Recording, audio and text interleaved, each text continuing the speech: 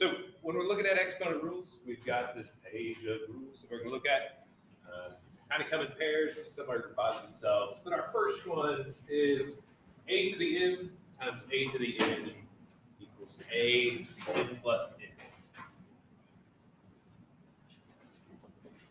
So what that means is anytime we have the same base and we're multiplying the two, we can take the exponents of those bases and add them together. Okay? This also works whenever they have their example. They have x squared times x to the fourth. Of course, they just add 2 and 4. So they add the exponents, they get x to the sixth. So an example of that is we could have like x cubed, x squared, y to the third, z to the fourth, times, and no z. And then when we multiply these two things together, we can do that even though there's no z on this. We just combine our like terms. So we've got the same base here. We've got an x squared and an x to the 7th.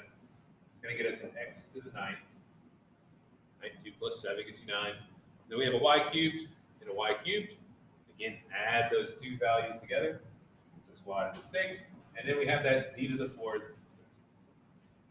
It just stays z to the 4th. Okay? So all you're doing whenever you multiply the same base is you add your exponents to combine. And when we multiply by the same base, we add the exponents. When we divide, we're going to subtract our exponents. So in this case, they're saying a to the m divided by a to the n is like saying a to the m minus n. Okay, so their example is x to the 5th divided by x squared is equal to x cubed. Now the way I like to think of it is don't really think of the top minus the bottom every time.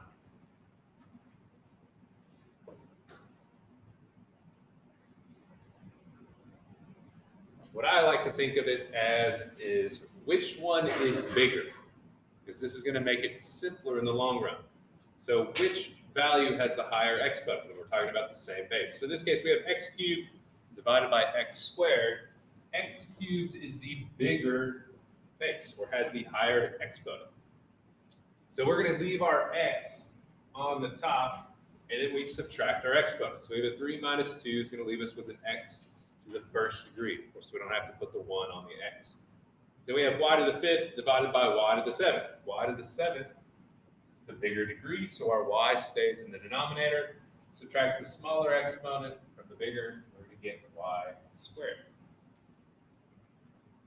Makes sense? Our next rule is a to the n to the nth degree. So when we have a power raised to a power or an exponent raised to another exponent, we're actually going to take those two exponents and multiply them together. Okay. So their example is they have x squared to the 4th power. That gets us x to the 8th.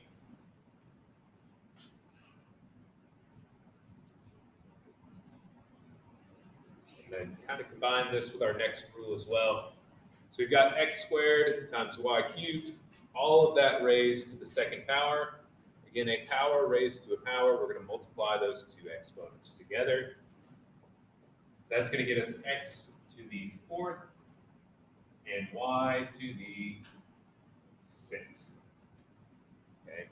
Again, a power raised to another power or an exponent raised to another exponent, you multiply the two together. This also incorporated our next rule, which is exponents distribute.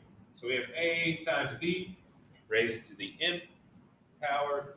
So we get a to the n, b to b. Okay. But again, all you have to do for the example of this one is just draw an arrow down to include the one on top.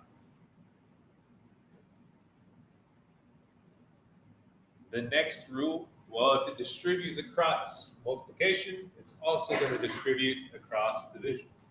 So we have a divided by b to the nth degree. gives us a to the n divided by b to the n. Okay? So our example of x cubed divided by y to the 7th. We're going to raise that to the 3rd power. It's going to get us x to the 9th over y to the 21st. Okay.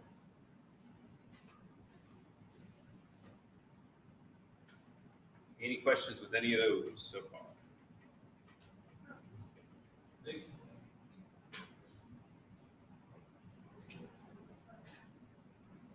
That brings us to our last 3 rules. This is probably the easiest rule. So we have a to the 0 equals 1. So anything to the 0 degree is equal to 1.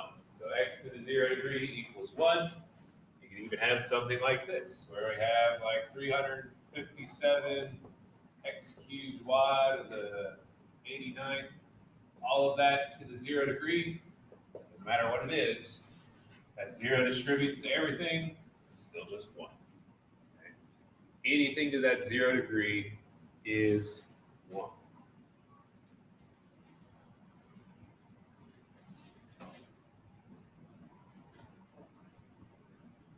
Okay. And then the last 2 are kind of a pair. They come in a pair. So it's a to the negative n is equal to 1 over a of n.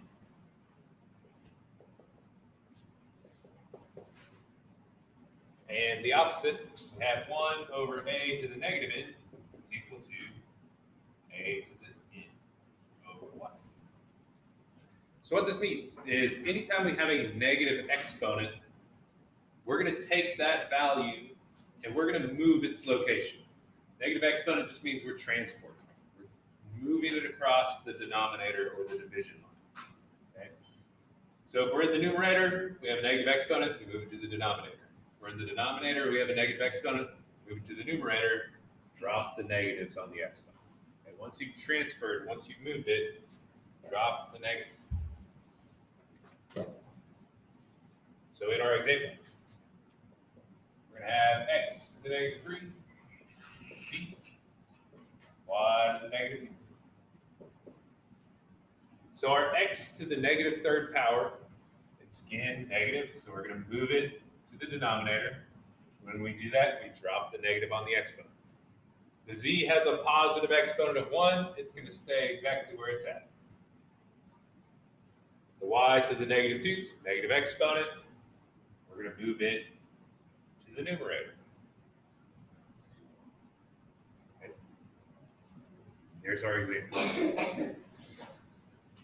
Any questions on any of those rules?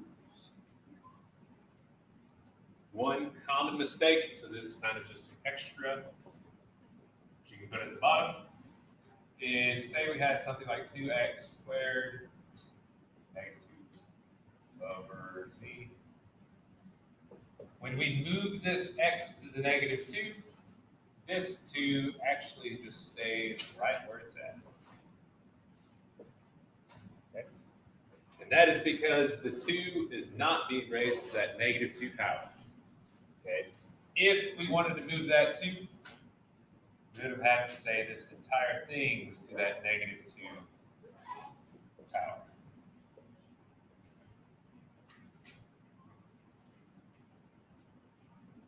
Okay. This 2 right here has an exponent of a 1, so that is why it did not move. That negative 2 is not attached with the 2. X and the 2 are not really attached to each other. They're just being multiplied together. So the x squared can move and the 2 stays by itself. Okay. So that is perfectly fine. Any questions? This is just an extra example. Yes. Wait, what's this down the denominator? On the bottom. 2 squared. Squared. So that 2, negative 2 distributes to both, and it just moves it to the denominator.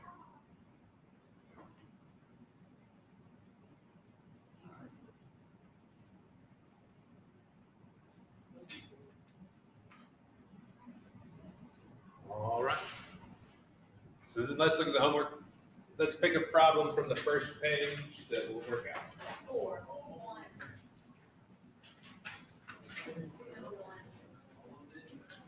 I'm going to do 30 questions. Oh my. It's okay. It'll go by pretty quick. What number? I heard 4 and I also heard 1.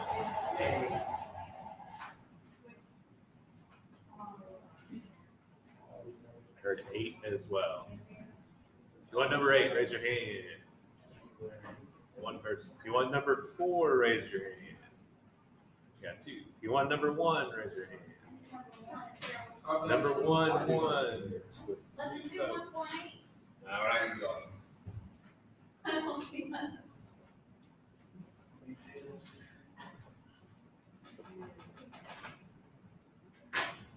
Okay. So when we're looking at our rules, these are all just multiplying. There's nothing else happening. So I would start with your numbers first. By that I mean your base numbers. So this would just be 3. Do I have any other numbers that I'm multiplying by? The answer is no.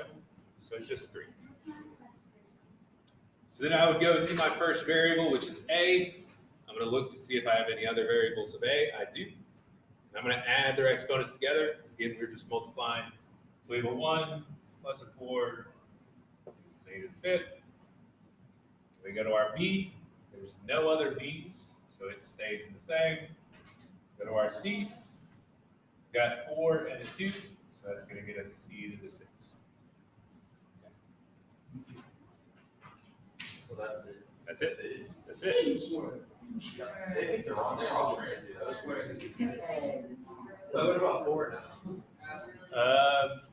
Yeah, we can do number 4. It's got a different problem. So number 4, we've got x squared divided 0 times third. So this has our first y to the 0. Now remember, anything to the 0 degree is equal to 1. And because we're multiplying it by other values, anything multiplied by 1 is just itself. So you can essentially just mark it out. Doesn't even matter. Because again, you're just replacing it with a 1, and you're going to multiply it by anything else. You're going to get whatever else it is. So you just mark that. Then we have our exponent. So we have 3 being raised to the 3rd power. Does anybody know what 3 to the 3rd power is? 27. Oh, 27. And then we have x to the 3rd raised to the 3rd. So we're going to multiply those 2 together. Which is going to get us x to the 9th. And we also have that x squared left over as well. Now we have an x and an x. We can combine those 2 together. X to the 11th. And that is it. Okay. So, not too bad on that first page. Easy number 24. So let's look at the next page. Let's do one from this page. What number do you want to do from the second page? 24. I'll get to that last page here. Or we can just skip. We'll skip 20. 19, yeah. We'll just go to 24.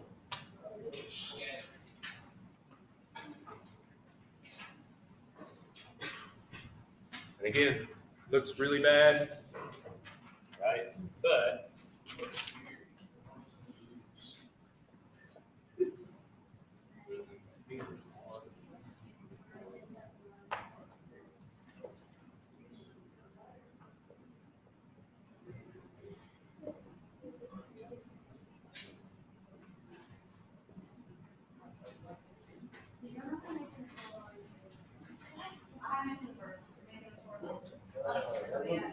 okay. So there's number 24.